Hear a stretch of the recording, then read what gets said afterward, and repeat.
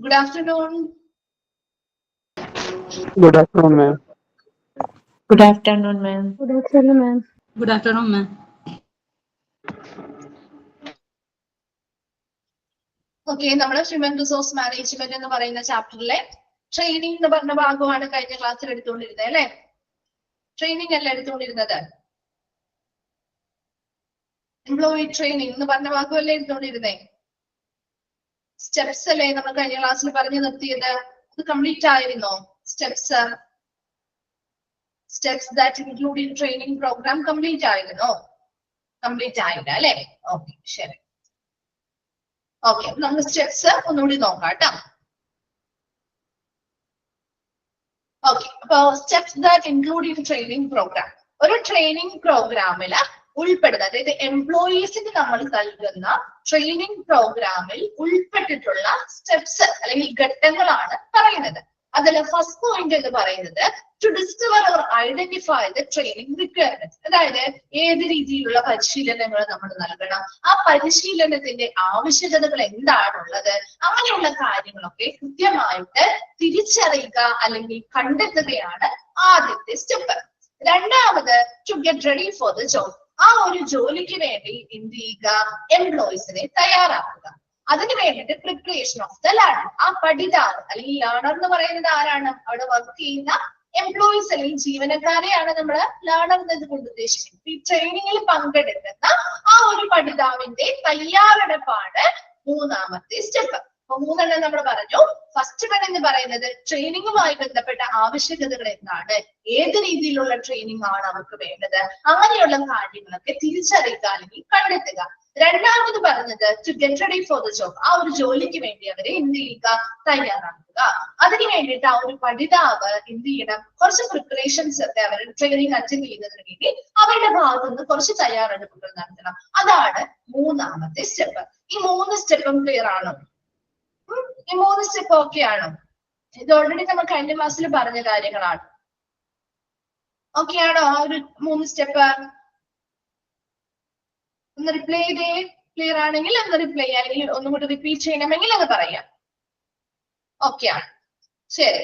Then next one ആണ് വളരെ important ആയിട്ടുള്ള ഒന്നാണ് presentation of operations and knowledge. അതായത് ഇവിടെ presentation of operations and knowledge എന്ന് പറഞ്ഞാല് ഈ ഒരു ട്രെയിനിങ്ങുമായി ബന്ധപ്പെട്ട എല്ലാ കാര്യങ്ങളും അവിടെ നമ്മൾ ഈ ഒരു ജോലിയുമായി ബന്ധപ്പെട്ടാണ് നമ്മൾ പരിശീലനം കൊടുക്കുന്നത്. അപ്പൊ അതുമായി ബന്ധപ്പെട്ട് ആ എംപ്ലോയർക്ക് അല്ലെങ്കിൽ ആ ഒരു ലേണർ, അത് പഠിക്കാൻ വരുന്ന ആ ഒരു ട്രെയിനി ആയിട്ട് വരുന്ന ആ ഒരു വ്യക്തിക്ക് അവിടുത്തെ എന്തൊക്കെ പ്രവർത്തനങ്ങളെ കുറിച്ച് അറിയണം, എന്തൊക്കെ നോളജുകളെ കുറിച്ച് അറിയണം, അങ്ങനെയുള്ള എല്ലാ കാര്യങ്ങളും എന്ത് ചെയ്യുക?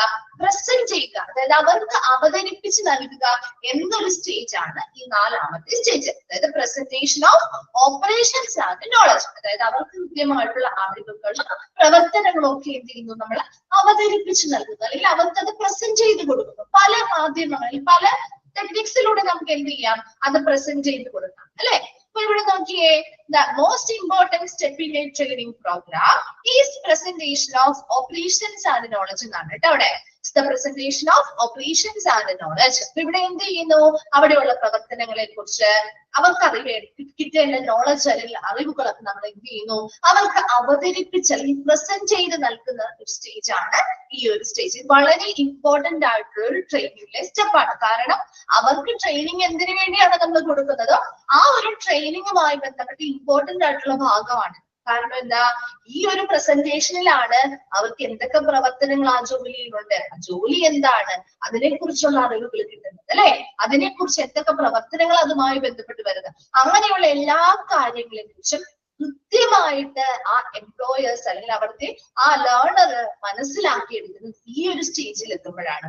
നോക്കിയേ, the trainer should clearly tell, show, illustrate and question in order to put over the new knowledge and operations. ഇവിടെ ഇങ്ങനെ അവർക്ക് ഒരുപാട് പ്രസന്റേഷൻസ് അല്ലെങ്കിൽ അവതരിപ്പിച്ച് അവർക്ക് നൽകാം. ക്ലാസ്സുകളിലൂടെ പല കാര്യങ്ങൾ ലെക്ചേഴ്സിലൂടെ ആയിരിക്കാം, മറ്റ് പലതരത്തിലുള്ള എന്തെങ്കിലും എക്സ്പീരിമെന്റ്സിലൂടെ അല്ലെങ്കിൽ മറ്റെന്തെങ്കിലും എന്താണ് അവരുടെ ആക്ടിവിറ്റീസിലൂടെയോ ഒക്കെ അവർക്ക് എന്ത് ചെയ്യുന്നു, വളരെ വ്യക്തമായിട്ട് ആ ഒരു ജോലിയുമായി ബന്ധപ്പെട്ട ഓരോ പ്രവർത്തനങ്ങളെ കുറിച്ച് നോളജും അതിനെക്കുറിച്ചുള്ള അറിവുകളും കാര്യങ്ങളും ഒക്കെ അവർക്ക് എന്ത് ചെയ്യുന്നു, അവതരിപ്പിച്ച് നൽകുന്നു. വളരെ വ്യക്തമായിട്ട് അവർക്ക് അതിനെക്കുറിച്ച് പറഞ്ഞു കൊടുക്കുന്നുണ്ട്, കാണിച്ചു കൊടുക്കുന്നുണ്ട്. അങ്ങനെ പല പല ടെക്നിക്സ് ഉപയോഗിച്ച് അവർക്ക് അത് വ്യക്തമാക്കി നൽകുകയാണ് ചെയ്യുക. ഇനി ഈ പറയുന്ന പ്രസന്റേഷൻസ് നടത്തി ഇപ്പൊ നമ്മളൊരു ക്ലാസ് ഒക്കെ അറ്റൻഡ് ചെയ്ത് കഴിയുമ്പോൾ ലാസ്റ്റ് അവർ എന്ത് ചെയ്യും, ക്വസ്റ്റ്യൻസ് ചോദിക്കാറുണ്ട് അല്ലെ? ചോദിക്കാറുണ്ടോ? എന്തെങ്കിലും ഒക്കെ ക്ലാസ്സുകളൊക്കെ അറ്റൻഡ് ചെയ്യാൻ പോയിട്ടുണ്ടെങ്കിൽ അവരൊരു ടോപ്പിക്കിനെ കുറിച്ച് പറയും നമ്മുടെ അടുത്ത്, അല്ലെങ്കിൽ ഒരു കാര്യത്തെ കുറിച്ച് അവർ വിശദമായിട്ട് നമുക്ക് സംസാരിക്കുകയും നമുക്ക് പറഞ്ഞു തരികയും ചെയ്ത് കഴിയുമ്പോൾ അവർ ലാസ്റ്റ് എന്തിനു വേണ്ടിയാ ക്വസ്റ്റ്യൻ ചോദിക്കുന്നത്? എന്തിനാ അവിടെ ലാസ്റ്റ് ക്വസ്റ്റ്യൻ ചോദിക്കുന്നേ? എന്താണ് റിപ്ലൈ ഇല്ലാത്ത? എന്തിനു വേണ്ടിയാണ് അവർ ലാസ്റ്റ് ക്വസ്റ്റ്യൻസ് നമ്മളോട് ചോദിക്കുന്നത്? നമുക്കത് മനസ്സിലായോ എന്നറിയാൻ അല്ലെ? അവര് പറഞ്ഞ കാര്യങ്ങള് നമുക്ക് മനസ്സിലായോ എന്നറിയാൻ വേണ്ടിയിട്ട് അല്ലെ? ഇവിടെയും അതുപോലെ തന്നെ ആ ഒരു ട്രെയിനർ അല്ലെങ്കിൽ പരിശീലകൻ വ്യക്തമായിട്ട് അവർക്ക് കിട്ടേണ്ട പുതിയതായിട്ടുള്ള അറിവുകളും പ്രവർത്തനങ്ങളെ കുറിച്ചൊക്കെ വളരെ വ്യക്തമായിട്ട് അവർക്ക് എന്ത് ചെയ്യുന്നുണ്ട്, കാണിച്ചു കൊടുക്കുന്നുണ്ട്. അതുപോലെ തന്നെ മറ്റു പല ടെക്നിക്സ് ഉപയോഗിച്ച് അവർക്ക് മനസ്സിലാക്കി നൽകുന്നുണ്ട്. അങ്ങനെ മനസ്സിലാക്കി നൽകിയത് മാത്രം പോരാ അല്ലെ? അത് അവർക്ക് എത്രത്തോളം മനസ്സിലായത് ആ ഒരു ട്രെയിനർക്ക് മനസ്സിലാവണ്ടേ? അതിനു വേണ്ടിയിട്ട് ട്രെയിനർ എന്ത് ചെയ്യും, അവരോട് ആവശ്യമായിട്ടുള്ള ക്വസ്റ്റ്യൻസ് ചോദ്യങ്ങൾ ചോദിക്കുകയും പുതിയതായിട്ടുള്ള എത്രത്തോളം നോളജ് അവർക്ക് കിട്ടിയിട്ടുണ്ട്, എത്രത്തോളം പ്രവർത്തനങ്ങളെ കുറിച്ച് അവർക്ക് മനസ്സിലായി, അങ്ങനെയുള്ള കാര്യങ്ങൾ കൂടി ചോദിച്ച് മനസ്സിലാക്കുകയും ചെയ്യുന്ന ഒരു സ്റ്റെപ്പാണ് presentation of operations and knowledge എന്ന് പറയുന്ന step. Then the learner should be told of the series of the entire job and why each step in its performance is necessary. അതുപോലെ തന്നെ ഈ ജോലിയുമായി ബന്ധപ്പെട്ട മുഴുവൻ ഘട്ടങ്ങളെ കുറിച്ച് വിശദമായിട്ട് ആ ഒരു പഠിതാവിന് ഈ പരിശീലകൻ എന്ത് ചെയ്യുന്നുണ്ട്, വ്യക്തമായിട്ട് പറഞ്ഞു കൊടുക്കുന്നുണ്ട്. ഓരോ ഘട്ടത്തിലും ഏത് രീതിയിലുള്ള പെർഫോമൻസ് അല്ലെങ്കിൽ പ്രകടനമാണ് ആ ഒരു പഠിതാവ് അല്ലെങ്കിൽ ആ ഒരു എംപ്ലോയി കാഴ്ചവെക്കേണ്ടത്, അതിനെക്കുറിച്ചും ഈ ഒരു ട്രെയിനർ വ്യക്തമായിട്ട് അവർക്ക് എന്ത് ചെയ്യുന്നുണ്ടാവും, പറഞ്ഞു കൊടുക്കുന്നുണ്ടായിരിക്കും. ഈ ഒരു സ്റ്റെപ്പ് എന്ന് പറഞ്ഞാൽ വളരെ ഇമ്പോർട്ടന്റ് ആണ് കേട്ടോ ട്രെയിനിങ്ങിന്. അവർക്ക് കൃത്യമായ പുതിയ പുതിയ അറിവുകൾ കൊടുക്കുന്നു, പ്രവർത്തനങ്ങളെ കുറിച്ച് പറഞ്ഞു കൊടുക്കുന്നു. അതിലൂടെ അവർക്ക് എത്രത്തോളം അത് മനസ്സിലായി എന്നറിയാൻ വേണ്ടി ക്വസ്റ്റ്യൻസ് ചോദിക്കുന്നു. അതുപോലെ തന്നെ ആ ജോലിയുമായി ബന്ധപ്പെട്ട മൊത്തത്തിലുള്ള എല്ലാ ഘട്ടങ്ങളെ കുറിച്ചും വിശദമായിട്ട് പറഞ്ഞു കൊടുക്കുകയും ആ ഓരോ സ്റ്റെപ്പിലും ഏത് രീതിയിലുള്ള പ്രകടനമാണ് ആ എംപ്ലോയി കാഴ്ചവെക്കേണ്ടത് അതിനെക്കുറിച്ചും വളരെ വ്യക്തമായിട്ട് ആ ഒരു പരിശീലകൻ ആ എംപ്ലോയീസിന് പറഞ്ഞു നൽകുന്നുണ്ട്. ക്ലിയർ ആണോ? Presentation of operation and knowledge എന്ന് പറയുന്ന സ്റ്റെപ്പ് ക്ലിയർ ആയോ? മനസ്സിലായോ? റിപ്ലൈ ചെയ്തേ.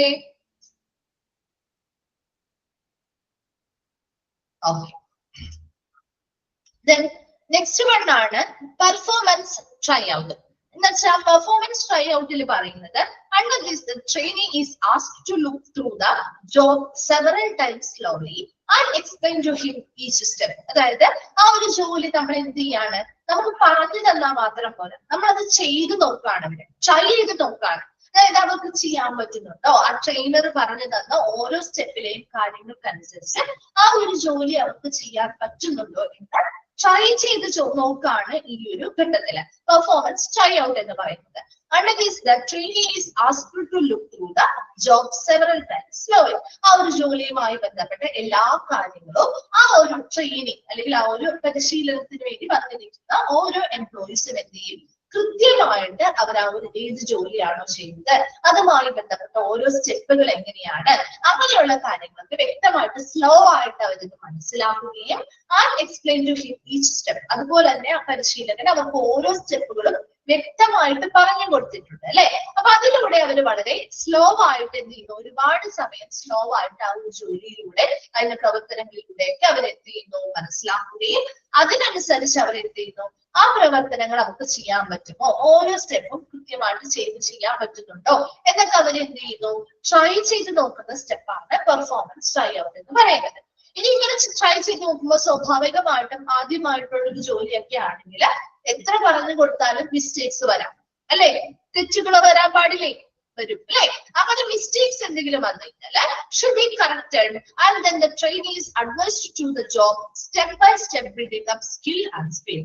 ഇവിടെ മിസ്റ്റേക്സ് വന്നാലും പ്രശ്നമൊന്നുമില്ല, അങ്ങനെ മിസ്റ്റേക്കിലൂടെയാണ് നമ്മൾ ഓരോ കാര്യങ്ങൾ പഠിക്കുന്നത് അല്ലെ. അപ്പൊ അങ്ങനെ മിസ്റ്റേക്ക് വന്നാൽ അവർക്ക് അതിനനുസരിച്ച് മിസ്റ്റേക്കുകൾ എന്ത് ചെയ്യുക, അവർക്ക് കറക്റ്റ് ചെയ്ത് കൊടുക്കുക, തിരുത്തി കൊടുക്കുക. ഇതിന്റെ മിസ്റ്റേക്കാണ് നിങ്ങൾക്ക് ഓരോ സ്റ്റെപ്പിൽ വന്നിരിക്കുന്നത് എന്ന രീതിയിൽ ആ ഒരു ട്രെയിനർ കൃത്യമായിട്ട് അവർക്ക് ആ ഒരു മിസ്റ്റേക്കുകൾ തിരുത്തി കൊടുക്കുകയും ചെയ്യുക. അതിനുശേഷം ആ ഒരു ട്രെയിനിയോട് എന്ത് അഡ്വൈസ് ചെയ്യും, എന്ത് ഉപദേശം കൊടുക്കേണ്ടത്, ഈ ജോബുമായി ബന്ധപ്പെട്ട ഓരോ സ്റ്റെപ്പും വളരെ ശ്രദ്ധാപൂർവം വളരെ സ്ലോ ആയിട്ട് ചെയ്ത് എന്ത് ചെയ്യുക, ബിൽഡപ്പ് സ്കിൽ ആൻഡ് സ്പീഡ്. എന്ത് ചെയ്യുക, ആ ഒരു ജോലിയുമായി ബന്ധപ്പെട്ട സ്കില്ലും അതുപോലെ തന്നെ സ്പീഡ് വേഗതയൊക്കെ എന്ത് ചെയ്യുക, കൂട്ടിക്കൊണ്ടുവരാനായിട്ട് അവരോട് അഡ്വൈസ് ചെയ്യുകയും ഉപദേശിക്കുകയും ചെയ്യാം. നമ്മുടെ ഏതൊരു ജോലിയാണെങ്കിലും ആദ്യം നമ്മൾ ചെയ്യുമ്പോൾ പെർഫെക്റ്റ് ആവണമെന്നില്ല അല്ലെ, മിസ്റ്റേക്കുകൾ വരാം. അങ്ങനെ മിസ്റ്റേക്ക് വന്നാലും ഈ ഒരു ഘട്ടത്തിൽ പ്രശ്നമില്ലാന്ന് മനസ്സിലായോ? കാരണം അവർക്ക് അതിനെ കുറിച്ചുള്ള അറിവും നോളജും ഈ ട്രെയിനിങ്ങിന്റെ ഭാഗമായിട്ട് കിട്ടിയിരിക്കുന്നത്. അതുകൊണ്ട് തന്നെ അവർക്ക് ഓരോ സ്റ്റെപ്പുകൾ ചെയ്യുമ്പോഴും പല മിസ്റ്റേക്കുകൾ വന്നേക്കാം. അങ്ങനെ പല മിസ്റ്റേക്കുകൾ വന്നാൽ പോലും വളരെ സ്ലോ ആയിട്ട് അത് ചെയ്ത് നോക്കി മിസ്റ്റേക്കുകളൊക്കെ ആ ട്രെയിനർ എന്ത് ചെയ്യുന്നു, കൃത്യമായിട്ട് കറക്റ്റ് ചെയ്ത് തിരുത്തി കൊടുക്കുന്നു. അങ്ങനെ തിരുത്തി കൊടുത്തു കഴിഞ്ഞാൽ ആ ഒരു ട്രെയിനർ എന്ത് ചെയ്യുന്നുണ്ട്, ഈ എംപ്ലോയീസിനുള്ള ഒരു ഉപദേശം കൊടുക്കുകയാണ്. അതായത് ഈ ജോലിയുമായി ബന്ധപ്പെട്ട ഓരോ പ്രോസസ്സും ആദ്യം എങ്ങനെ ചെയ്യാം, വളരെ സ്ലോ ആയിട്ട് ഓരോ സ്റ്റെപ്പുകൾ ചെയ്തു നോക്കുക. അതിനുശേഷം ഈ പറയുന്ന തെറ്റുകളൊക്കെ തിരുത്തി ചെയ്ത് എന്ത് ചെയ്യുക, ആ ഒരു ജോലിയുമായി ബന്ധപ്പെട്ട സ്കില്ലും സ്പീഡും വർദ്ധിപ്പിക്കുക എന്നുള്ളൊരു ഉപദേശം കൂടി ഈ ഒരു സമയത്ത് ആ ഒരു പെർഫോമൻസ് ട്രൈ ഔട്ടില് ട്രെയിനർ നൽകുന്നുണ്ട്. ക്ലിയർ ആണോ? പെർഫോമൻസ് ട്രൈ ഔട്ട് മനസ്സിലായോ? ഓക്കെ ആണോ? ഓക്കെ. ലാസ്റ്റ് സ്റ്റെപ്പ് ആണ് follow up and evaluation of the program. എന്താണ് ഫോളോ അപ്പ് ചെയ്യുക? അപ്പൊ നമ്മുടെ ഈ ഒരു പ്രോഗ്രാമിനെ പറ്റി മൊത്തത്തില് testing the effectiveness of training efforts that this step is undertaken. അതായത് ഇവിടെ നമ്മൾ ആ ഒരു ട്രെയിനിങ് നടത്തി, ആ പരിശീലനം നടത്തിയതിന്റെ ആ ശ്രമങ്ങളുടെ ഫലപ്രാപ്തി അല്ലെങ്കിൽ എഫക്റ്റീവ്നെസ് എത്രത്തോളം ഉണ്ട് എന്ന് നമ്മൾ കൃത്യമായിട്ട് പരിശോധിക്കുന്നതാണ് ഈ ഒരു follow up and evaluation program എന്ന് പറയുന്നത്. ഈ ഒരു പ്രോഗ്രാം നമ്മൾ ഓരോ സ്റ്റെപ്പ് വൈസ് ആയിട്ട് നടത്തി അത് എത്രത്തോളം നല്ല രീതിയിൽ പരിശീലനം കൊടുക്കാൻ പറ്റി, അത് എത്രത്തോളം എഫക്റ്റീവ് ആയിരുന്നു, ഒരു ഫലപ്രാപ്തിയിലേക്ക് എത്തിയോ, അങ്ങനെയുള്ള കാര്യങ്ങളൊക്കെ എന്ത് ചെയ്യുന്നു, പരിശോധിക്കുന്ന ഒരു നടപടിയാണ് ഫോളോ അപ്പ് ആൻഡ് ഇവാലുവേഷൻ എന്ന് പറയുന്നത്. ലാസ്റ്റ് സ്റ്റെപ്പാണ്. അപ്പൊ ട്രെയിനർക്ക് വേണ്ടിയിട്ടുള്ള ട്രെയിനർ എന്ത് ചെയ്യുന്നു, ട്രെയിനിക്ക് വേണ്ടിയിട്ടുള്ള എല്ലാ കാര്യങ്ങളും പറഞ്ഞു കൊടുത്ത് അവസാനം നമ്മൾ ഈ ഒരു മൊത്തത്തിലുള്ള ട്രെയിനിങ് പ്രോഗ്രാം നല്ലതായിരുന്നോ, അത് എഫക്റ്റീവ് ആയിരുന്നോ എന്ന് പരിശോധിക്കുന്ന ഒരു സ്റ്റെപ്പാണ് ഫോളോ അപ്പ് ആൻഡ് ഇവാലുവേഷൻ. വേഗം ഒന്ന് ആ ഒരു സ്റ്റെപ്സ് ഒന്ന് നോക്കാം കേട്ടോ.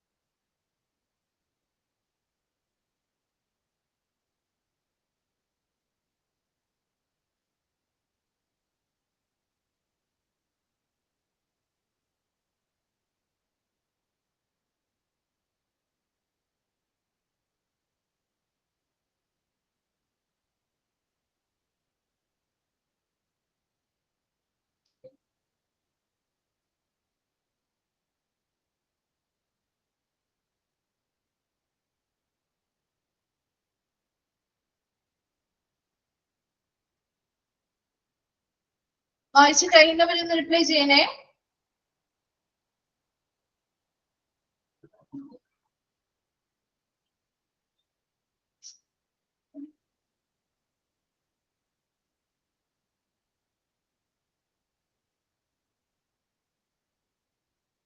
ക്ലിയർ ആണോ? ഓക്കെ ആണോ? സ്റ്റെപ്സ് ഓക്കെ, ശരി. ദെൻ നമ്മൾ നെക്സ്റ്റ് അടുത്തൊരു ടോപ്പിക്കിലേക്കാണ് പോകുന്നത്. ട്രെയിനിങ് മെത്തേഡ്സ് ഓർ ടെക്നിക്സ് കേട്ടോ. പലതരത്തിൽ നമുക്ക് ട്രെയിനിങ് കൊടുക്കാം, പല രീതിയിൽ നമുക്ക് പരിശീലനങ്ങൾ നൽകാം. അതിൽ ഉപയോഗിക്കുന്ന മെത്തേഡ് അല്ലെങ്കിൽ ടെക്നിക്സ് ആണ് നമ്മൾ നോക്കുന്നത്. നോക്കിയേ, ഫസ്റ്റ് വൺ ആണ് ഓൺ ദ ജോബ് ട്രെയിനിങ്, അതായത് OJT. OJT കേട്ടോ. ഇത് ചോദിക്കാറുണ്ട്. ഇതിന്റെയൊക്കെ എക്സ്പാൻഡഡ് ഫോമും ഷോർട്ട് ഫോംസും ഒന്ന് നോട്ട് ചെയ്യണം കേട്ടോ. ചോദിക്കാറുണ്ട് OJT എന്ന് പറഞ്ഞാൽ എന്തിനെ സ്റ്റാൻഡ് ചെയ്യുന്നു. അതുപോലെ തന്നെ നെക്സ്റ്റ് നമ്മൾ JIT പഠിക്കുന്നുണ്ട്. അതുപോലെ അങ്ങനെ കുറച്ച് ടേംസ് വരുന്നുണ്ട് കേട്ടോ. അപ്പൊ അത് 1-2 എണ്ണമാണ് ഉള്ളത്. അപ്പൊ അത് 1-2 എണ്ണം വരുന്നത് ഒന്ന് നോട്ട് ചെയ്ത് വെക്കുക.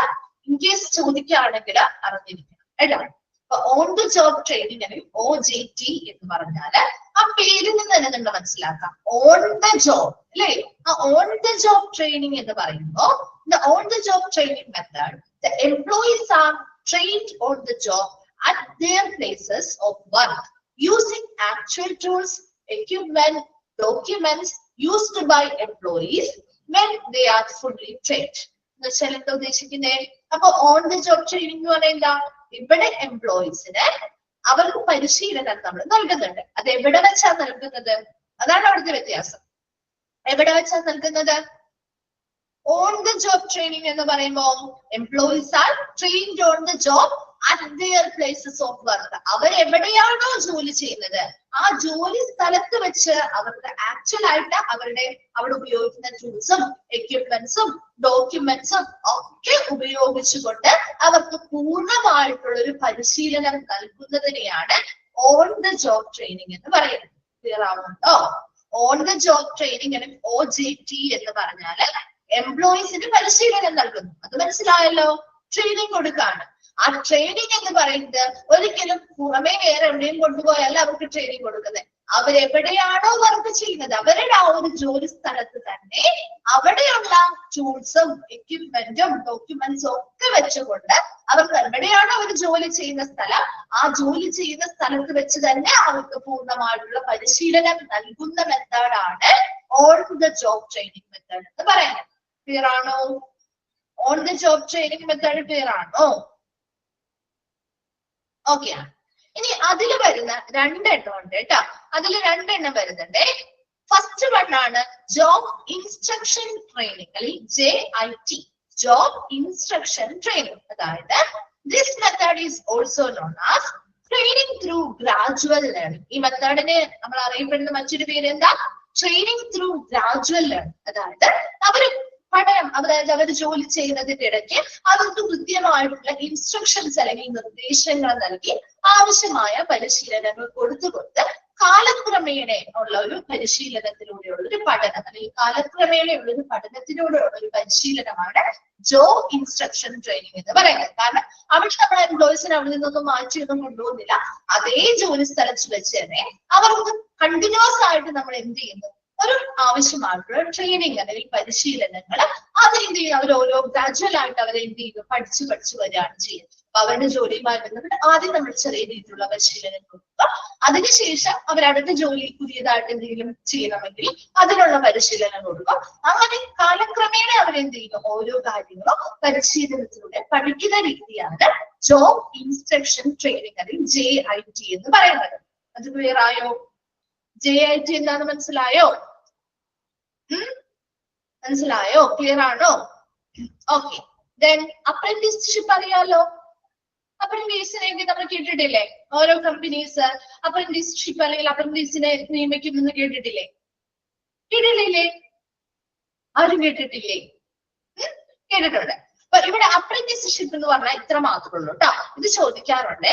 In this the person is learning a trade from a skilled employer having agreed to work for a fixed period at low wages. അതായത് apprenticeship എന്ന് പറഞ്ഞാല് ഒരു തൊഴിലാണ്, അതായത് ഒരു നല്ല സ്കിൽഡ് ആയിട്ടുള്ള നല്ല രീതിയിൽ പരിശീലനങ്ങൾ ലഭിച്ചു അല്ലെങ്കിൽ നല്ല വൈദ്യുതി അല്ലെങ്കിൽ നല്ല പ്രാവീണ്യമുള്ള നല്ല സ്കിൽഡ് ആയിട്ടുള്ള ഒരു എംപ്ലോയറിൽ നിന്നും ഒരു തൊഴില് ഒരു വ്യക്തി പഠിക്കുകയാണ് ചെയ്യുക. ആ ഒരു തൊഴിൽ പഠിക്കാൻ പോവാണ്. അങ്ങനെ പഠിക്കാൻ പോകുമ്പോ having agreed to work for a fixed period at low wages, വളരെ കുറഞ്ഞ വേതനത്തില് ഒരു നിശ്ചിത കാലയളവിലേക്ക് അവരവിടെ ജോലി ചെയ്യാനായിട്ട് അല്ലെങ്കിൽ അവരവിടെ സേവനം അനുഷ്ഠിക്കാനായിട്ട് അവർ എന്ത് ചെയ്യുന്നു? എഗ്രി ചെയ്യുന്നു. അല്ലെങ്കിൽ അവരൊരു എഗ്രിമെന്റ് അല്ലെങ്കിൽ ഞങ്ങൾ ചെയ്തോളാം എന്നൊരു ഉറപ്പിന്മേലാണ് അവർക്ക് ആ ഒരു തൊഴിൽ എന്ത് ചെയ്യുന്നത്? പറഞ്ഞു കൊടുക്കുന്നത്. മനസ്സിലായോ? ഇപ്പൊ മിക്ക കമ്പനീസിലും ഇങ്ങനെയുള്ള അപ്രന്റീസ്ഷിപ്പ് എടുക്കാറുണ്ട്. അതായത് അവിടുത്തെ സ്കിൽഡ് ആയിട്ടുള്ള എംപ്ലോയീസ് എന്ത് ചെയ്യും? ഇവർക്ക് തൊഴിൽ പറഞ്ഞു കൊടുക്കും. ഏതെങ്കിലും ഒരു പർട്ടിക്കുലർ ട്രേഡ് അല്ലെങ്കിൽ ഏതെങ്കിലും ഒരു പർട്ടിക്കുലർ തൊഴിൽ ഇവർക്ക് പറഞ്ഞു കൊടുക്കും. മനസ്സിലാവുന്നുണ്ടോ? നല്ല സ്കിൽഡ് ആയിട്ടുള്ള എംപ്ലോയറെ ഇവർക്ക് ആ ജോലി പഠിപ്പിച്ചു കൊടുക്കുകയാണ് ചെയ്യാം. മനസ്സിലായോ? അപ്പൊ ഇവര് പകരം എന്താണ് ഇവർക്ക് കൊടുക്കുന്നത്? അവർക്ക് പഠിപ്പിച്ചു കൊടുക്കുന്നുണ്ട്. അവർ ഇത്ര നിശ്ചിത സമയത്തേക്ക് ഇപ്പൊ അവിടെ അപ്രന്റീസ്ഷിപ്പ് നമുക്ക് ചിലപ്പോൾ 6 മാസം 1 മാസത്തേക്കൊക്കെ ആയിരിക്കും ആ ഒരു കോൺട്രാക്ട് എന്ന് പറയുന്നത്. ആ ഒരു സമയം കൊണ്ട് ഇവർക്ക് ആ തൊഴിൽ പഠിക്കുകയും ചെയ്യാം. അവരുടെ ബെനിഫിറ്റ് എന്താ? അവരുടെ ബെനിഫിറ്റ്? ഒരു നിശ്ചിത കാലയളവിലേക്ക് വളരെ കുറഞ്ഞ വേതനത്തിന് ജോലി ചെയ്യാൻ ഒരാള് സമ്മതമായിട്ട് വരുന്നു, അല്ലേ? ആണോ? അതല്ലേ ആ ഒരു സ്ഥാപനത്തിന്. അല്ലാതെ അവർക്ക് ഇവരെ പഠിപ്പിച്ചു കൊടുത്തോണ്ട് വല്ല കാര്യമുണ്ടോ? ഉണ്ടോ? ഇവരെന്ത് ചെയ്യും? അങ്ങനെയുള്ള നല്ല അപ്രന്റീസ്ഷിപ്പ് അവര് നന്നായിട്ട് സ്കിൽഡ് ആയി, അങ്ങനെ നന്നായിട്ട് പഠിക്കുന്നുണ്ട്, നല്ല രീതിയിൽ ജോലി ചെയ്യുന്നു കണ്ടാല് ആ ഒരു കോൺട്രാക്റ്റിൽ ആ ഒരു കാലാവധി കഴിയുമ്പോൾ അവിടെ വേക്കൻസി വരാണെങ്കിൽ അവർക്ക് അവിടെ തന്നെ കയറാം. മനസ്സിലാവുന്നുണ്ടോ? ഒരു അപ്രന്റീസ്ഷിപ്പ് എന്ന് പറഞ്ഞാൽ ഇത്ര മാത്രമേ ഉള്ളൂ. നല്ല സ്കിൽഡ് ആയിട്ടുള്ള എംപ്ലോയേഴ്സ് എന്ത് ചെയ്യുന്നു? അവരുടെ കീഴിൽ വരുന്ന ലേണേഴ്സിന് തൊഴിൽ എന്ത് ചെയ്യുന്നു? ഒരു പ്രത്യേകമായിട്ടുള്ള എന്തെങ്കിലും ഒരു തൊഴിൽ പഠിപ്പിച്ച് നൽകാണ്. അപ്പൊ പകരം എന്ത് ചെയ്യണം? ഈ ഒരു ലേണർ എന്ത് ചെയ്യാണ്?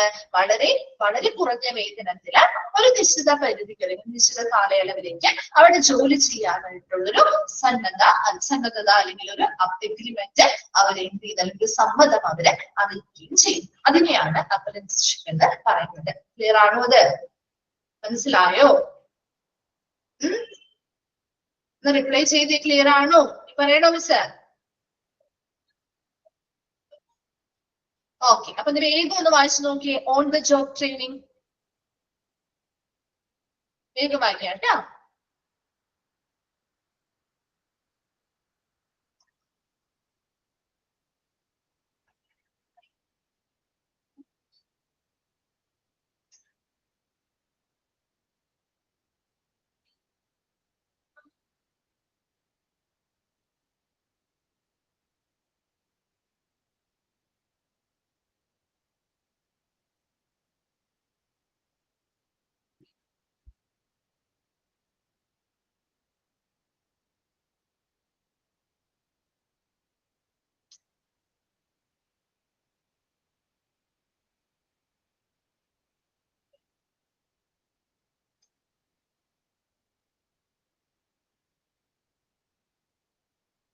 വായിച്ചു കഴിയുമ്പോ ഒന്ന് റിപ്ലൈ ചെയ്യണേ.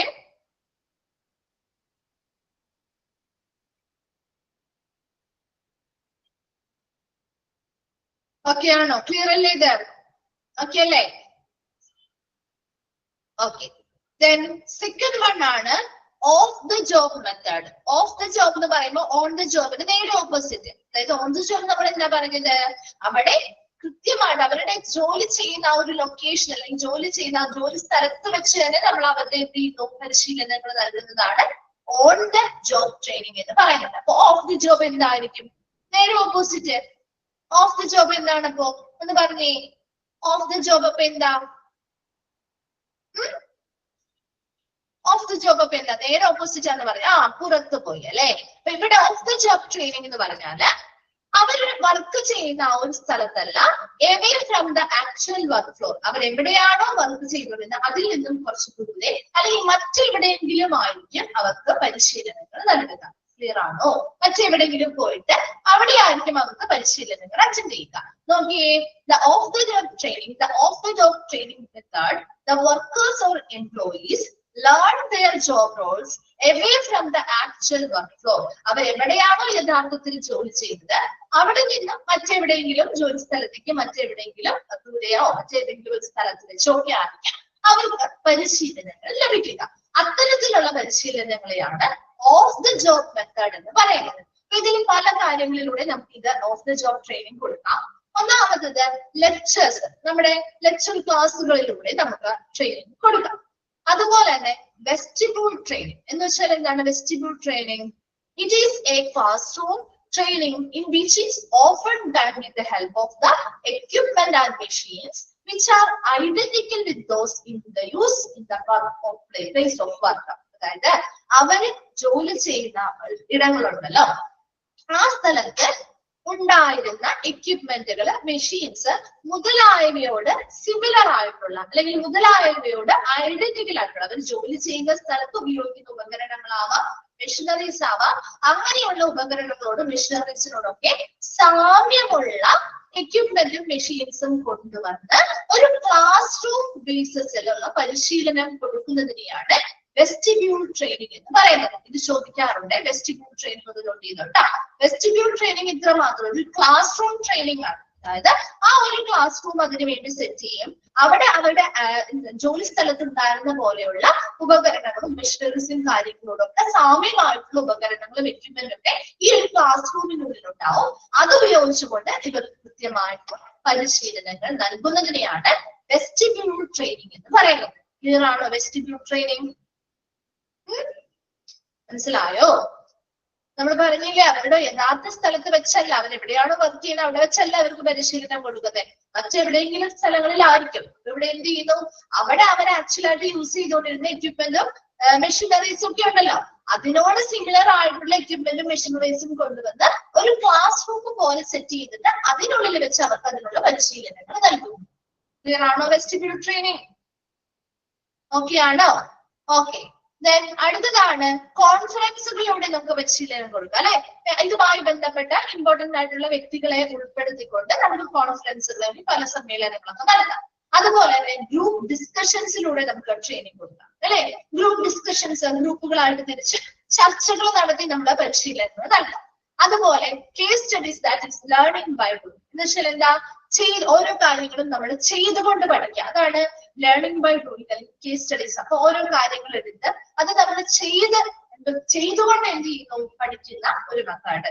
അതുപോലെ റോൾ പ്ലേയിങ്. റോൾ പ്ലേയിങ് എന്ന് പറഞ്ഞാല് role playing can be defined as pretending to be someone else or pretending to be in a particular situation that you are not really in that the time. അതായത് ഇപ്പൊ നമ്മൾ role play എന്ന് പറഞ്ഞാൽ ശരിക്കും എന്താണെന്നറിയോ, ഒരു അനുകരണമാണ്. അതായത് നമ്മൾ കുട്ടികളെ കണ്ടാൽ പറയാം, കുട്ടികള് ടീച്ചേഴ്സ് ആയിട്ട് ആക്ട് ചെയ്യാറുണ്ട്, ഷെഫായിട്ട് ആക്ട് ചെയ്യാറുണ്ട് ഇല്ലേ.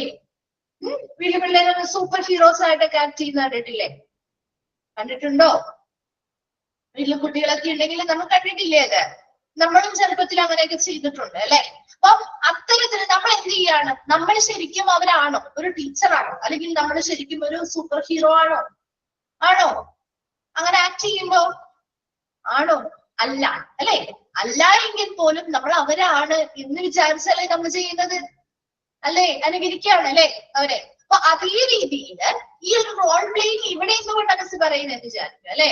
ഇവിടെ നമ്മള് ഇപ്പൊ ഒരു എംപ്ലോയി, ഇപ്പൊ നിങ്ങൾ കണ്ടു കാണും, ഇപ്പോ നമ്മുടെ IAS അങ്ങനെയുള്ള വലിയ രീതിയിലുള്ള ഇന്റർവ്യൂസിന് വരെയും ഈ ഒരു രീതിയിലുള്ള കാര്യങ്ങൾ ചെയ്യും. അതായത് നിങ്ങൾ ഇന്നൊരു ഓഫീസർ ആണെങ്കിൽ നിങ്ങൾ ആ സമയത്ത് ഇങ്ങനെ ഒരു സിറ്റുവേഷൻ വന്നാൽ നിങ്ങൾ എന്ത് ചെയ്യും ചോദിക്കാറില്ലേ? അത് നമ്മൾ എന്ത് ചെയ്യാണ്, ആ സമയത്ത് നമ്മൾ ചെയ്യുന്ന നിർദ്ദേശങ്ങളും കാര്യങ്ങളും നമ്മൾ ആ ഒരു വ്യക്തിയായി നിന്നുകൊണ്ട് പറയേണ്ടതായിട്ട് വരും. ശരിയല്ലേ? അപ്പൊ ആക്ച്വലി നമ്മൾ അവരൊന്നും അല്ല, പക്ഷെ നമ്മൾ അതാണെന്ന് ചിന്തിച്ചുകൊണ്ട് നമ്മൾ ചെയ്യാണ്. ഇവിടെയും അതുപോലെ തന്നെ ഒരു സിറ്റുവേഷൻസ് കൊടുക്കും. അവിടെ പല ആളുകളെ പല രീതിയിലേക്ക്, ഒരാളെ ഒരു മാനേജറായിട്ട് നിർമ്മിക്കുകയാണ്, അല്ലെങ്കിൽ ഒരാളെ മറ്റൊരു സ്റ്റാഫായിട്ട് അല്ലെങ്കിൽ സൂപ്പർവൈസർ ആയിട്ട് നിർമ്മിച്ചു. അപ്പൊ അവരെന്ത് ചെയ്യുന്നു, ആ ഓഫീസുമായി ബന്ധപ്പെട്ട ഓരോ റോളുകളും അവർ കൃത്യമായിട്ട് ഓരോരുത്തരുടെയും റെസ്പോൺസിബിലിറ്റീസ് മനസ്സിലാക്കുകയും അത് അവതരിപ്പിച്ചു കാണിക്കുകയുമാണ് ചെയ്യുന്നത്. ആക്ച്വലി നമ്മൾ ആ ഒരു നോട്ട് ഇൻ റിയാലിറ്റി, നമ്മളൊരു റിയാലിറ്റി യാഥാർത്ഥ്യത്തിലൊന്നും അല്ല, നമ്മൾ ആ ഒരു പർട്ടിക്കുലർ സിറ്റുവേഷനിൽ അല്ലാതാണ്. പക്ഷെ എന്നാലും നമ്മൾ അത് എന്ത് ചെയ്യാണ്, നമ്മളൊന്ന് അനുകരിച്ചു. ഒന്നില്ലെങ്കിൽ ഒരു വ്യക്തിയാവാം, അല്ലെങ്കിൽ ഒരു ഓഫീസുമായി ബന്ധപ്പെട്ട പ്രവർത്തനങ്ങളിൽ ഓരോരുത്തരും ചെയ്യുന്ന ഡ്യൂട്ടീസ് ആവാം നമ്മൾ എന്ത് ചെയ്യുന്നത്, അനുകരിച്ചു. അപ്പൊ നമ്മൾ ആ സമയത്ത് നമ്മൾ യഥാർത്ഥത്തിൽ ഇല്ലാത്ത ഒരു സിറ്റുവേഷൻ നമ്മൾ അവിടെ എന്ത് ചെയ്യുന്നു, അഭിനയിക്കുന്നതിനെയാണ് നമ്മൾ റോൾ പ്ലേയിങ് ചെയ്യാന്ന് പറയുന്നത്. ക്ലിയർ ആണോ? റോൾ പ്ലേയിങ് മനസ്സിലായോ? മനസ്സിലായോ? ക്ലിയർ അല്ലേ? എന്താണ് റിപ്ലൈ ഇല്ലാതെ? പറയണോ ഒന്നുകൂടി മിസ്? ഓക്കെ ആണോ? ഓക്കെ.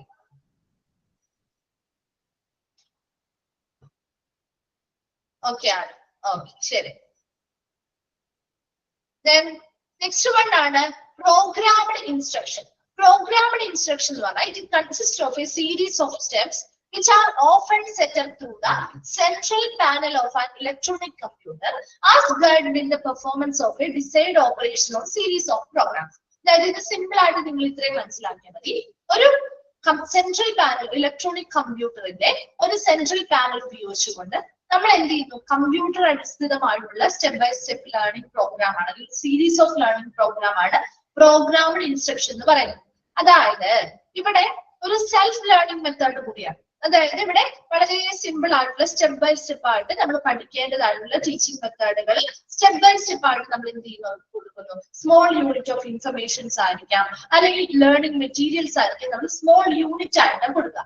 അത് പഠിച്ച് അവർ ഈ ഒരു പ്രോഗ്രാം സെറ്റ് ചെയ്താൽ നമുക്ക് അടുത്ത സ്റ്റെപ്പിലേക്ക് പോകാൻ പറ്റുള്ളൂ. അതായത് നമ്മൾ ഗെയിമൊക്കെ കളിക്കാറില്ലേ, അപ്പൊ ഗെയിമിൽ എങ്ങനെയാണ്, ആദ്യം ഈസി ലെവൽ ആയിരിക്കും, ശരിയല്ലേ? ഓരോ ഗെയിമും എങ്ങനെയാ, ഈസി ലെവല്. പണ്ടത്തെ നമ്മുടെ ഏതൊക്കെയാണ് കുറെ ഗെയിമുകളൊക്കെ ഉണ്ടല്ലോ. അപ്പൊ അതെങ്ങനെയാ, ആദ്യത്തെ ഒരു ലെവൽ കംപ്ലീറ്റ് ചെയ്താൽ മാത്രമേ അടുത്ത ലെവലിലേക്ക് പോകാൻ പറ്റുള്ളൂ, ശരിയല്ലേ? അല്ലേ? ഒരു ലെവൽ കംപ്ലീറ്റ് ചെയ്താൽ മാത്രമല്ല അടുത്ത ലെവലിലേക്ക് പോകാൻ പറ്റുള്ളൂ. അതേ രീതിയിലുള്ള മെത്തേഡാണ് ഈ പ്രോഗ്രാമഡ് ഇൻസ്ട്രക്ഷൻ എന്ന് പറയുന്നത്. അതായത് അവർക്ക് വളരെ കുറച്ച് ഇൻഫർമേഷൻസോ അല്ലെങ്കിൽ ലേണിംഗ് മെറ്റീരിയൽസോ കാര്യങ്ങളോ കൊടുക്കും. അത് അവർ വ്യക്തമായിട്ട് പഠിച്ച് അത് ചെയ്യാൻ അവർക്ക് കഴിവുണ്ടെങ്കിൽ അവർ ഈ ഒരു കമ്പ്യൂട്ടറിൽ കുറച്ച് ഇൻസ്ട്രക്ഷൻസും കാര്യങ്ങളൊക്കെ കൊടുത്തിട്ടുണ്ടാകും. അത് അവർ പഠിച്ചോ എന്നറിയാൻ വേണ്ടിയിട്ടാണ്.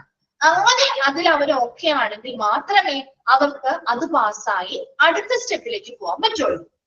മനസ്സിലാവുന്നുണ്ട്? നമ്മുടെ ഗെയിമുകൾ അങ്ങനെയല്ലേ, നമ്മൾ ചിലപ്പോൾ ആദ്യം കളിക്കുമ്പോൾ ഈസി ആണെങ്കിൽ പോലും ചിലപ്പോൾ നമ്മൾ തോറ്റുപോകും, ഇല്ലേ? ഫെയിൽ ആയിപ്പോവും. 2-3 പ്രാവശ്യം നമ്മൾ അത് ചെയ്ത് കഴിയുമ്പോൾ ആ ഒരു ലെവൽ നമ്മൾ കംപ്ലീറ്റ് ചെയ്ത് അടുത്ത ലെവലിലേക്ക് പോകും. ശരിയാണോ? അല്ലേ? അതേപോലെ തന്നെ ഇവിടെയും ഇവർക്ക് കൊടുക്കുന്ന ചെറിയ ലേണിംഗ് മെറ്റീരിയൽസ് ആയിക്കോട്ടെ, നോളജ്, വളരെ കുറച്ച് ഇൻഫർമേഷൻസ് ആയിക്കോട്ടെ, അത് അവർ പൂർണ്ണമായിട്ടും പഠിച്ചിട്ടുണ്ടോ എന്ന് കൃത്യമായിട്ട് കമ്പ്യൂട്ടറിന്റെ സഹായത്തോടു കൂടി നമ്മൾ ഒരു സ്റ്റെപ്പ് ബൈ സ്റ്റെപ്പ് ആയിട്ടുള്ള ലേണിംഗ് പ്രോഗ്രാമുകൾ സെറ്റ് ചെയ്യും. അതിനുശേഷം ആ ഫസ്റ്റ് ലെവൽ അവർ കംപ്ലീറ്റ് ആക്കിയാൽ അവർ അതിനു വേണ്ടി കുറച്ച് ക്വസ്റ്റ്യൻസും കാര്യങ്ങളും അറേഞ്ച് ചെയ്തിട്ടുള്ള സെറ്റ് ആയിരിക്കും. അത് പൂർത്തിയാക്കിയാൽ അവർ ഫസ്റ്റ് ലെവൽ കംപ്ലീറ്റ് ചെയ്തു, സെക്കൻഡ് ലെവലിലേക്ക് അവരെ കടത്തി വിടുന്നു. അത് പഠിക്കാത്ത ആളുകളാണെങ്കിലോ അവരപ്പോഴും ഫസ്റ്റ് ലെവലിൽ തന്നെ ഇരിക്കും. മനസ്സിലായോ?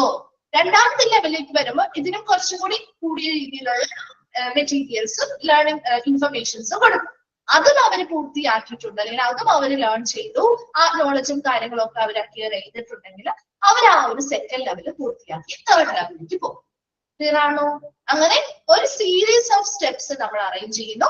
അതിലൂടെ അവർ എന്ത് ചെയ്യുന്നു, പഠിച്ച് മുന്നോട്ട് ആ ഒരു ടോപ്പിക്കിനെ കുറിച്ച് അല്ലെങ്കിൽ അവിടുത്തെ പ്രവർത്തനങ്ങളെ കുറിച്ച് വളരെ വ്യക്തമായിട്ടുള്ള ഒരു നോളജ് അക്വയർ ചെയ്തെടുക്കുന്നു. അതാണ് പ്രോഗ്രാമഡ് ഇൻസ്ട്രക്ഷൻസ് എന്ന് പറയുന്നത്. മനസ്സിലായോ? ഓരോ സ്റ്റേജും അവരത് പൂർത്തിയാക്കണമെങ്കിൽ അല്ലെങ്കിൽ ഇന്ന നെക്സ്റ്റ് സ്റ്റെപ്പിലേക്ക് കടക്കണമെങ്കിൽ ആ ആദ്യം അവർ കൊടുത്തിരിക്കുന്ന ടാസ്കുകളും കാര്യങ്ങളും കംപ്ലീറ്റ് ചെയ്യണം. ഓക്കെ അല്ലേ? ദെൻ അടുത്തതാണ് ടി ഗ്രൂപ്പ് ട്രെയിനിങ്. അല്ലെങ്കിൽ ടി ഗ്രൂപ്പ് എന്ന് പറഞ്ഞാൽ it's A kind of learning based on experience. അനുഭവത്തെ അടിസ്ഥാനമാക്കിയിട്ടുള്ള അനുഭവത്തെ ട്രെയിനിങ് ആണ് കേട്ടോ. ട്രെയിനിങ് ടി ഗ്രൂപ്പ് അല്ലെങ്കിൽ ട്രെയിനിങ് ഗ്രൂപ്പ് ആണ്.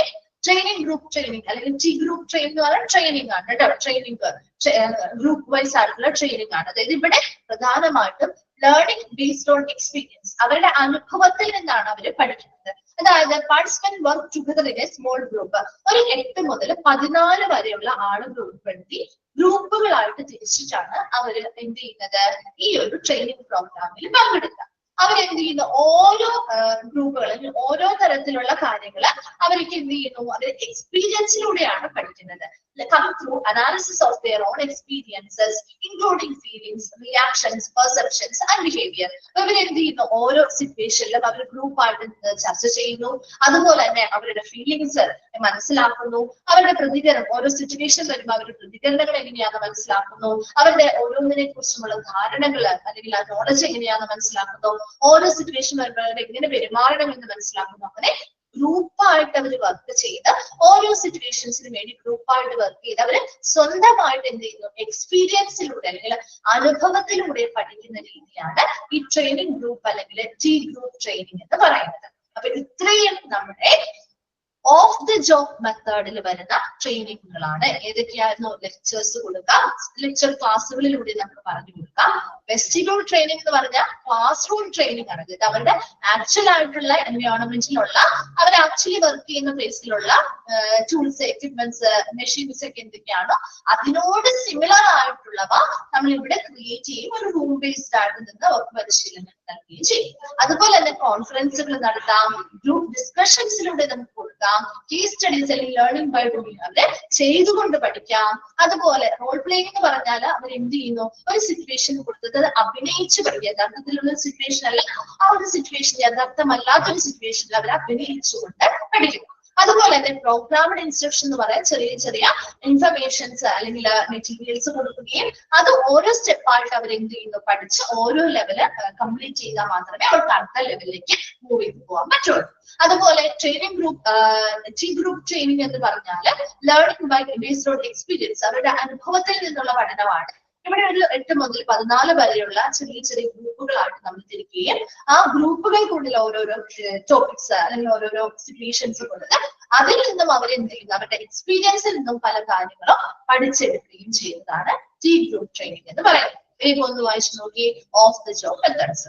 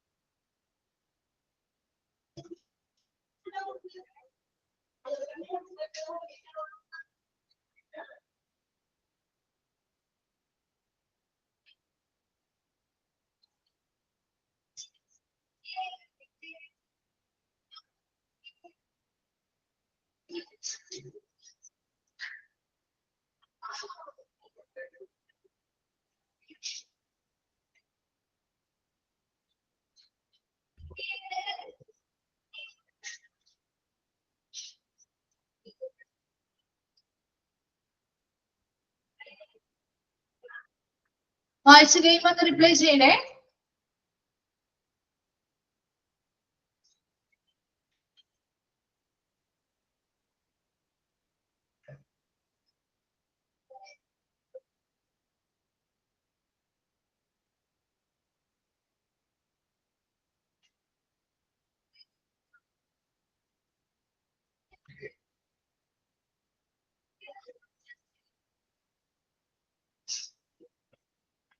ക്ലിയർ ആണോ? ഓക്കെ അല്ലേ?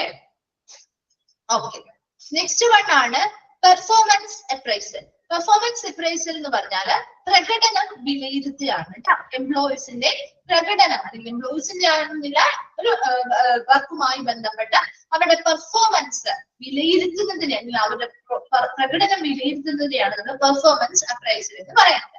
അപ്പൊ ആ ഒരു ഫസ്റ്റ് സെന്റൻസ് അണ്ടർലൈൻ ചെയ്ത് വെക്കും കേട്ടോ. A performance appraisal is A process of estimating an employee's performance of a job in terms of its requirements. ഒന്ന് അണ്ടർലൈൻ ചെയ്ത് വെച്ചത് ചോദിക്കാറുണ്ട്. പെർഫോമൻസ് അപ്രൈസൽ എന്ന് പറഞ്ഞാൽ എന്ത് പ്രക്രിയയാണ്? Estimating an employees performance of A job in terms of its requirement. അതായത് ഒരു ജോലി, അവർ ചെയ്യുന്ന ജോലിയുമായി ബന്ധപ്പെട്ട് ആ ജോലിയുടെ ആവശ്യകതകൾക്കനുസരിച്ച് ആ എംപ്ലോയി പെർഫോം ചെയ്യുന്നുണ്ടോ, അവർ എത്രത്തോളം പ്രകടനം കാഴ്ചവെക്കുന്നുണ്ട്, അതിനെ വിലയിരുത്തുന്ന ഒരു പ്രക്രിയയാണ് പെർഫോമൻസ് അപ്രൈസൽ. നമ്മളൊരു ജോലിയിൽ ഒരു ജോലിയിലേക്ക് നിയമിച്ചിട്ടുണ്ടെങ്കിൽ ആ ജോലിക്ക് ആവശ്യമായിട്ടുള്ള രീതിയിൽ നമ്മൾ എത്രത്തോളം പ്രകടനം നടത്തുന്നുണ്ട്, എത്രത്തോളം പെർഫോം ചെയ്യുന്നുണ്ട്, അത് വിലയിരുത്തുന്ന പ്രക്രിയയാണ് പെർഫോമൻസ് അപ്രൈസൽ. ഒരു എംപ്ലോയിയുമായി ബന്ധപ്പെട്ട് അവരുടെ പെർഫോമൻസ് അല്ലെങ്കിൽ പ്രകടന നിലവാരം ആ ജോലിയുമായി ബന്ധപ്പെട്ട് അല്ലെങ്കിൽ ജോലിയുടെ ആവശ്യകതയ്ക്കനുസരിച്ച് എത്രത്തോളം നല്ല രീതിയിൽ അവർ പ്രകടനം കാഴ്ചവെക്കുന്നുണ്ട് എന്ന് വിലയിരുത്തുന്ന ഒരു പ്രക്രിയയാണ് പെർഫോമൻസ് അപ്രൈസൽ. ക്ലിയർ ആണോ? പെർഫോമൻസ് അപ്രൈസൽ മനസ്സിലായോ? എംപ്ലോയീസിന്റെ പെർഫോമൻസ് എന്ത് ചെയ്യുന്നു? എസ്റ്റിമേറ്റ് ചെയ്യുന്നു അല്ലെങ്കിൽ വിലയിരുത്തുന്ന പ്രക്രിയ. ക്ലിയർ അല്ലേ? ആണോ? ഓക്കെ അല്ലേ?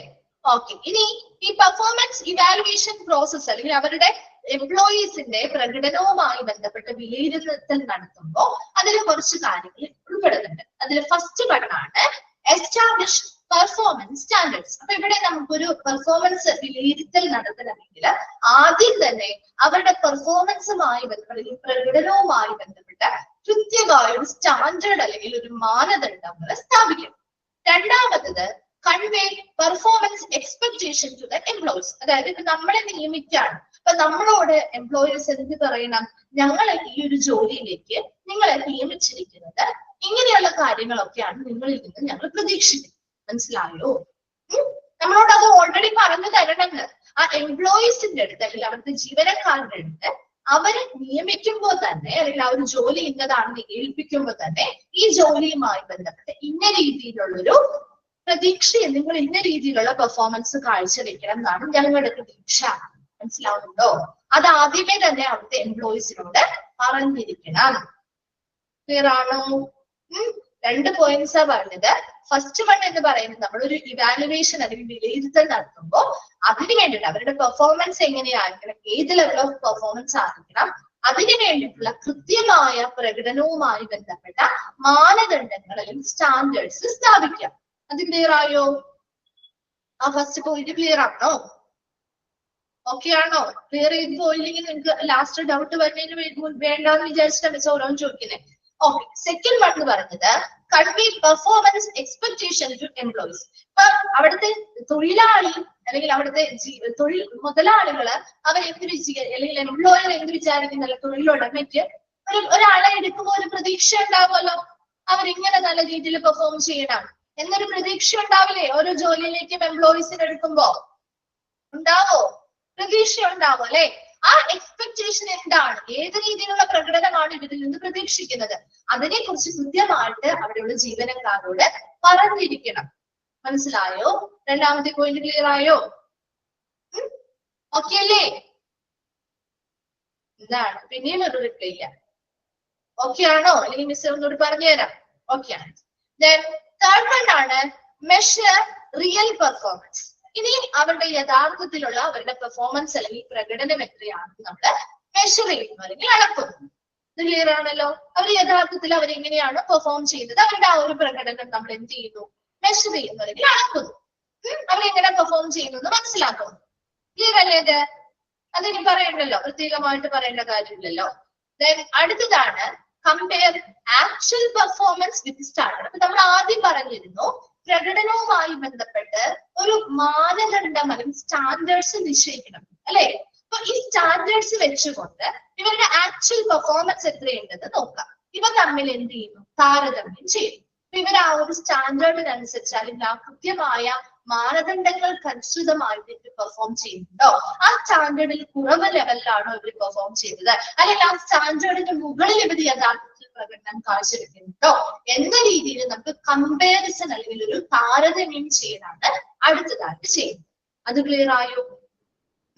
കൃത്യമായി നമ്മൾ ആദ്യമേ ഉണ്ടാക്കി വെച്ചിട്ടുള്ള സ്റ്റാൻഡേർഡ്സ് അല്ലെങ്കിൽ മാനദണ്ഡങ്ങൾ പ്രകാരം ഇവർ എത്രത്തോളം യഥാർത്ഥത്തിൽ പെർഫോം ചെയ്യുന്നത്, അത് രണ്ടും കൂടി കമ്പയർ ചെയ്യും. ഇവര് താഴ്ന്ന ലെവലിലാണ് പെർഫോം ചെയ്യുന്നത്. അപ്പൊ ആ ഒരു മാനദണ്ഡം അല്ലെങ്കിൽ സ്റ്റാൻഡേർഡ് എന്ന് പറയുന്ന ഒരു നിലവാരമാണ് അല്ലെ?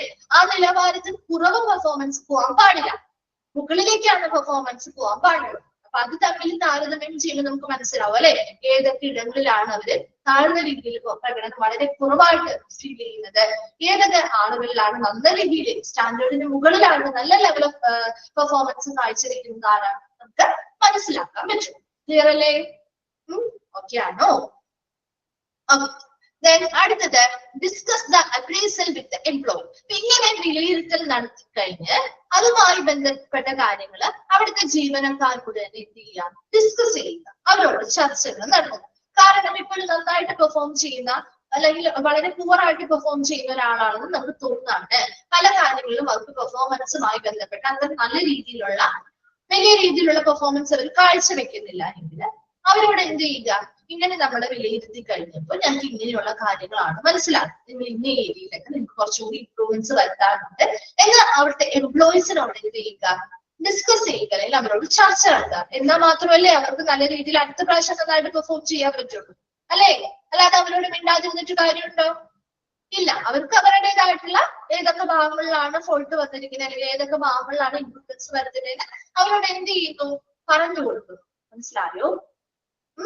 ലാസ്റ്റ് വൺ ആണ് if necessary begin corrective action. ഇപ്പൊ ആവശ്യമാണെങ്കിൽ തിരുത്തൽ നടപടികൾ എന്ത് ചെയ്യുക, നടത്തുക. അതായത് അവർക്ക് ചിലപ്പോ ആ എംപ്ലോയീസിനെ നമുക്ക് ചിലപ്പോൾ എന്ത് ചെയ്യേണ്ടി വരും, പിരിച്ചുവിടേണ്ടതായിട്ട് വരും. പുവർ പെർഫോമൻസ് കാഴ്ചവെക്കുന്നവരാണെങ്കിൽ നമ്മൾ അവിടെ പിരിച്ചുവിട്ട് പുതിയൊരു എംപ്ലോയിയെ നിയമിക്കേണ്ടതായിട്ട് വരാം. അല്ല എങ്കിൽ വളരെ ചെറിയ രീതിയിലുള്ള ഇംപ്രൂവ്മെന്റ്സ് മാത്രം മതി, അല്ലെങ്കിൽ അവർ ബാക്കിയുള്ള മേഖലയിലൊക്കെ നന്നായിട്ട് പെർഫോം ചെയ്യുന്നുണ്ട് എന്നുള്ള എംപ്ലോയീസ് ആണെങ്കിൽ നമ്മൾ എന്ത് ചെയ്താൽ മതി, അവർക്ക് തെറ്റുകൾ പറഞ്ഞു കൊടുക്കുകയും തെറ്റുകൾ മാറ്റി അവർക്ക് ഇംപ്രൂവ് ചെയ്യാനായിട്ടുള്ള രീതിയിലുള്ള പ്രവർത്തനങ്ങൾ നടത്തുകയും ചെയ്യാം. ഇത്രയും ഒരു പെർഫോമൻസ് ഇവാലുവേഷൻ പ്രക്രിയയുമായി ബന്ധപ്പെട്ട് വരുന്ന കാര്യങ്ങളാണ്. ഒന്നുകൂടി പറയാം, പെർഫോമൻസ് അപ്രൈസൽ എന്ന് പറഞ്ഞാൽ എംപ്ലോയീസിന്റെ പ്രകടന നിലവാരത്തെ വിലയിരുത്തുന്ന പ്രക്രിയയാണ് പെർഫോമൻസ് അപ്രൈസൽ. അത് മനസ്സിലായല്ലോ? അതിൽ ഉൾപ്പെടുന്ന കാര്യങ്ങളാണ്. ഒന്നാമത്തത് അവരുടെ പ്രകടനവുമായി ബന്ധപ്പെട്ട് കൃത്യമായിട്ടുള്ള ഒരു മാനദണ്ഡം അല്ലെങ്കിൽ സ്റ്റാൻഡേർഡ്സ് സ്ഥാപിക്കുക. രണ്ടാമത് പറഞ്ഞത് അവരുടെ കൺഫൈഡ് പെർഫോമൻസ് എക്സ്പെക്ടേഷൻ, അവരിൽ നിന്ന് ഏത് തരത്തിലുള്ള പെർഫോമൻസ് ആണ് നമ്മൾ പ്രതീക്ഷിക്കുന്നത് എന്ന് വിശദമായിട്ട് അവരുടെ ജീവനക്കാർക്ക് പറഞ്ഞു കൊടുക്കുക. മൂന്നാമത്തത് അവരുടെ യഥാർത്ഥത്തിലുള്ള പെർഫോമൻസ് അളക്കുക. നാലാമത്തത് അവരുടെ യഥാർത്ഥത്തിലുള്ള പെർഫോമൻസും നമ്മൾ നിശ്ചയിച്ചിട്ടുള്ള മാനദണ്ഡങ്ങളും തമ്മിൽ കമ്പാരിസൺ നടത്താൻ താരതമ്യം ചെയ്ത് അത് മനസ്സിലാക്കുക. നാലാമത്തത് അവരുടെ എന്താണ് അടുത്തത് എന്താ പറഞ്ഞത്, discuss the appraisal with employee, എംപ്ലോയീസുമായി ബന്ധപ്പെട്ട ആ ഒരു വിലയിരുത്തലുമായി ബന്ധപ്പെട്ട് വിലയിരുത്തൽ നടത്തിയതിന്റെ റിസൾട്ടുകൾ അവരെ എംപ്ലോയീസുമായിട്ട് ഡിസ്കസ് ചെയ്യുക, ചർച്ച നടത്തുക. ലാസ്റ്റ് എന്താ, if necessary begin corrective action. ഇപ്പൊ അനിവാര്യമാണെങ്കിൽ നമുക്ക് കറക്റ്റീവ് ആക്ഷൻസ്, അതായത് പുവർ ആയിട്ട് പെർഫോം ചെയ്യുന്ന ആളുകളാണെങ്കിൽ അവരെ വേണമെങ്കിൽ അവിടെ നിന്ന് ടെർമിനേറ്റ് ചെയ്യാം, പുതിയ ആളുകളെ നിയമിക്കാം. അല്ല എങ്കിൽ കൃത്യമായിട്ട് അവർക്ക് വേണ്ടതായിട്ടുള്ള ഇംപ്രൂവ്മെന്റ് നടത്തേണ്ട ഏരിയാസ് പറഞ്ഞു കൊടുക്കുകയും അവരെ തിരുത്തി ആ ഒരു പുതിയ നല്ല മെച്ചപ്പെടുത്തലിന് ആവശ്യമായ കാര്യങ്ങൾ ചെയ്തു കൊടുക്കുകയും ചെയ്യുക. ഇത്രയും വേഗം വായിച്ചു നോക്കി പെർഫോമൻസ് അപ്രൈസൽ. വായിച്ചു കഴിയുമ്പോൾ റിപ്ലൈ ചെയ്യണം കേട്ടോ.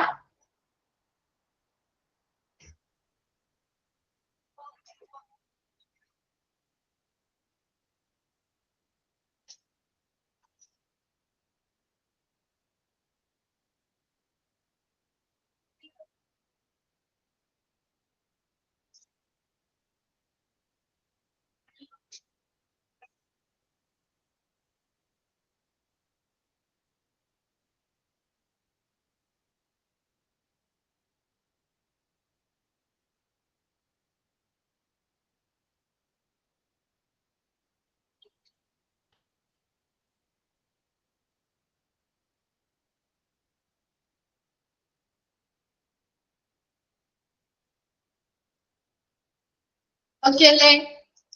ക്ലിയർ ആണോ? Okay okay. നെക്സ്റ്റ് അടുത്തൊരു ടോപ്പിക് ആണ് മോട്ടിവേഷൻ. എന്താണ് മോട്ടിവേഷൻ? പ്രചോദനങ്ങൾ നൽകുക അല്ലെ? അവിടുത്തെ എംപ്ലോയീസിന് ശരിയായ രീതിയിലുള്ള മോട്ടിവേഷൻസ് നമ്മൾ എപ്പോഴും കൊടുക്കേണ്ടതായിട്ടില്ല. ഇവിടെ മോട്ടിവേഷൻ എന്ന് പറഞ്ഞാൽ the goals of the individual and the organisation can be attained through persuading workers towards productive performance called motivational process. അതായത് ഇവിടെ എന്താണ് മോട്ടിവേഷണൽ പ്രോസസ് എന്ന് പറയുന്നത്? ഇപ്പൊ ഒരു മോട്ടിവേഷണൽ പ്രോസസ് എന്ന് വെച്ചാൽ അവിടുത്തെ ഇൻഡിവിജ്വൽസിന്റെയും ഓർഗനൈസേഷന്റെ ഒക്കെ ഗോൾസ് അല്ലെങ്കിൽ ലക്ഷ്യങ്ങൾ നേടിയെടുക്കുന്നതിന് വേണ്ടിയിട്ട് അവിടുത്തെ തൊഴിലാളികളെ എന്ത് ചെയ്യുന്നു?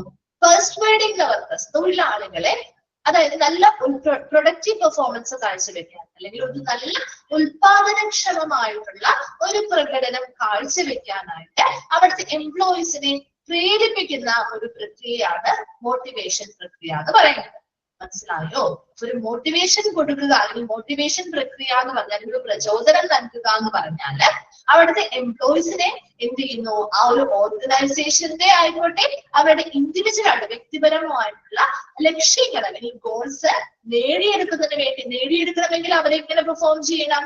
വളരെ ഉൽപാദനക്ഷമമായ രീതിയിൽ പ്രകടനം കാഴ്ചവെക്കണം അല്ലെ? പ്രൊഡക്റ്റീവ് പെർഫോമൻസ് ആയിരിക്കണം. വളരെ മികച്ച രീതിയിൽ പെർഫോം ചെയ്യുമ്പോഴാണ് നമുക്ക് ആ ഒരു ഓർഗനൈസേഷന്റെ ഗോൾസ് നേടിയെടുക്കാൻ പറ്റുള്ളൂ. ശരിയല്ലേ?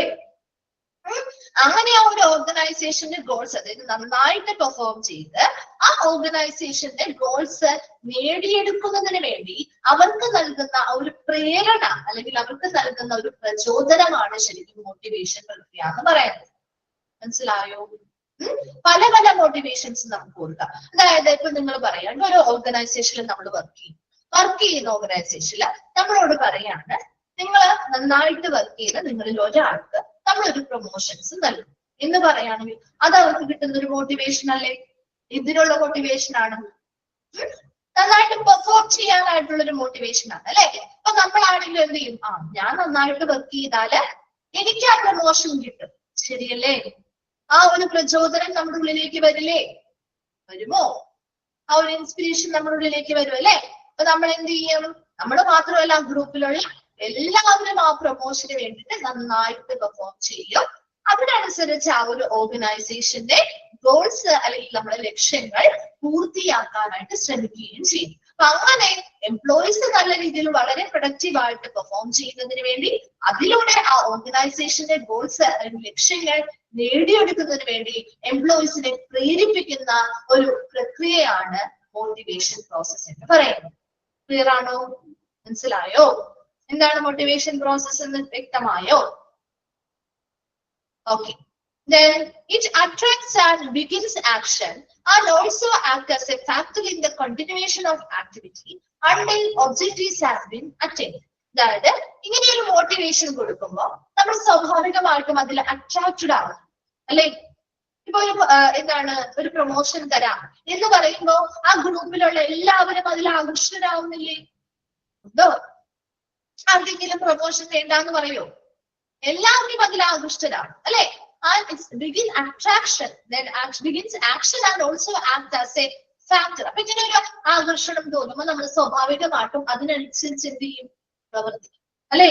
അതിനനുസരിച്ച് പെർഫോമൻസ് കാഴ്ചവെക്കും അല്ലെ? And the factor in the continuation of activity.